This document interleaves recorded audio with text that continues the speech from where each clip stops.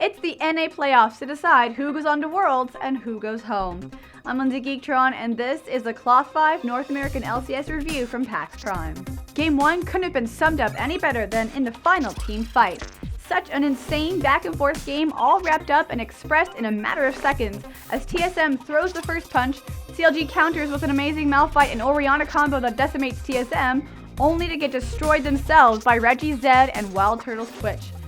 TSM would push for the Game 1 victory off of that incredible fight.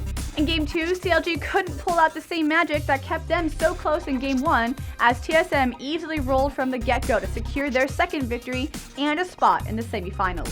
Curse took on Dignitas for a chance to fight top-seeded Cloud9, but more importantly, job security was on the line. Curse would start off well in Game 1, getting Voyboy's Kassadin going, along with picking up the first dragon. Curse would take control after another fight at Drag gave them a 5-for-1. After the early snowball, Curse was able to cruise into the Game 1 victory.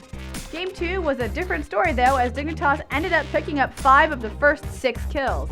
Once again, Crumbs on Lee Sin would lead the way as he picked up first blood on Voyboy's solo lane Nasus. Dig controlled Dragon all game long, giving them a consistent gold lead as the game went on. After Cutie Pie and Kiwi died, Curse tried to rush Dig's middle inhibitor, but this decision would lead to their doom as they lost everyone but Jackie, allowing Dignitas to run up mid and push to take the series 2-1. Counterlogic Gaming took on Curse to decide who would have to face relegation, and it was CLG that started off on the right foot in Game 1, getting first blood onto Neon along with the first dragon.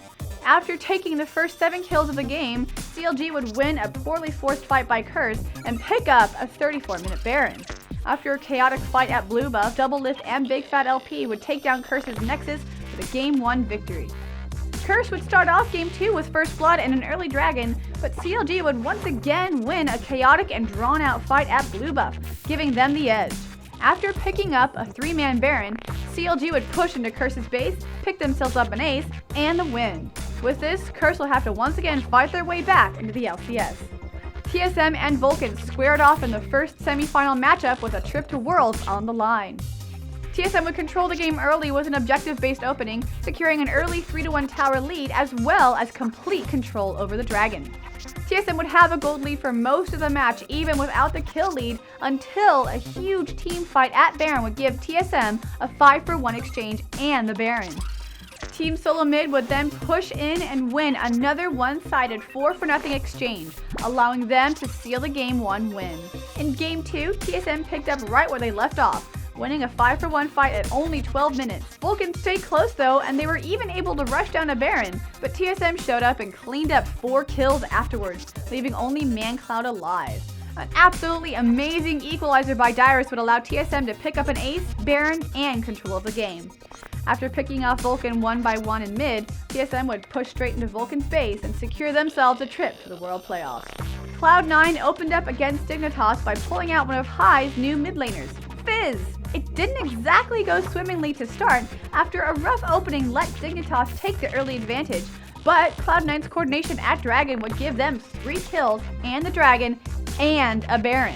C9 would latch on to this advantage and never look back, taking down Dig in one last team fight in the top lane, leaving them 1 win away from going to Worlds. Even after Meteos fed horribly in Game 2 by his standards, Cloud9 was able to pick up the steady and overpowering victory, giving themselves a trip to the World Finals. In the third place match, Vulcan placed Dig to decide who would end up being the last team to represent North America at Worlds. Vulcan pulled off an impressive global pick-off strat based around Shen, Twisted Fate, and Lee Sin. After steadily gaining a gold lead, Vulcan took down Baron Nashor, followed that up with 2 inhibitors, and then proceeded to win one last team fight in Dignitas' base to put themselves 1 win away from Worlds. Vulcan took control of Game 2 from the start as Xsmithy would absolutely ham on Jarvan. Up in the top lane, Psycho Sid's Vladimir absolutely crushed all game long, aiding in Vulcan's dismantling of Dignitas, securing themselves the last spot to represent North America at Worlds. In the last matchup of PAX Prime, the number 1 seeded Cloud9 took on the 3rd seeded TSM for an automatic bid into the quarterfinals. Cloud9's High had an impressive game on Kennen, lightning rushing into TSM and absolutely tearing them apart from the get-go. Every time TSM took a turret, it seemed as though Cloud9 would respond with a turret of their own, plus a kill. This slowly allowed Cloud9 to take control and push into TSM's base to take the middle inhibitor. Cloud9 would win just one last team fight from an amazing combination of ultimates and waltz into TSM's base for the Game 1 win. TSM would take an early lead in Game 2 as they picked up 2 kills and the dragon.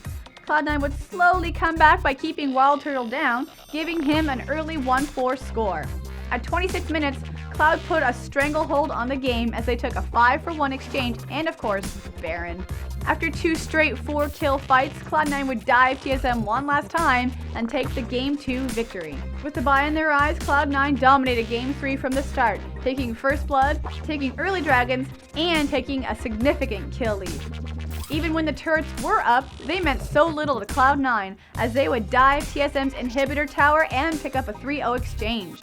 Even when TSM managed to get a desperate Baron, Cloud9 was able to walk into TSM's base and take down the Nexus.